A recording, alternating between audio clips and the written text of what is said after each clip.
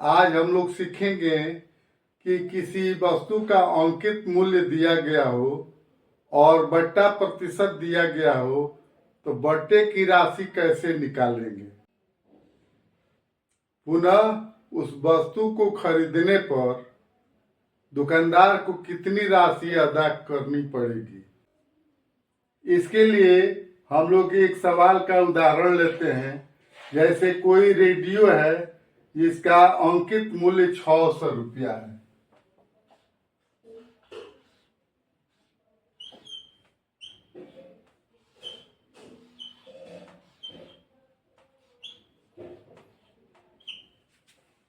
Radio का अंकित मूल्य अर्थात मार्क प्राइस या मार्केट प्राइस 600 रुपया है, जिसको एमपी से डिनोट किया जाता है। और डिस्काउंट प्रतिशत दिया हुआ है 15%।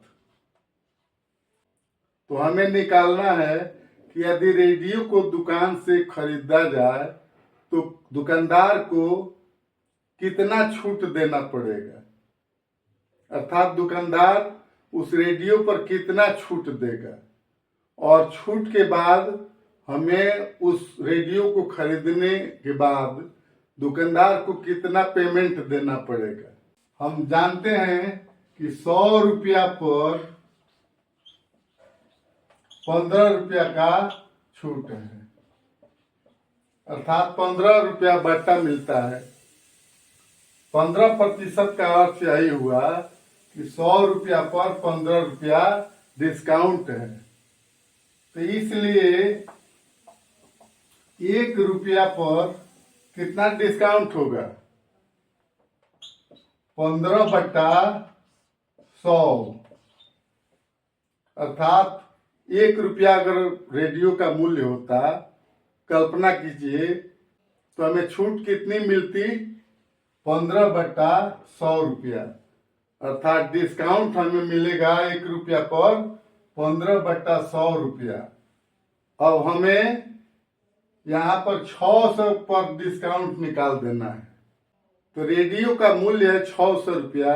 अब 600 रुपया पर डिस्काउंट निकालना है, अर्थात बट्टे की राशि निकालना है कि दुकानदार कितना छूट देगा। तो इसके लिए 1 रुपया का जो छूट है उसी में 600 से गुणा कर देंगे।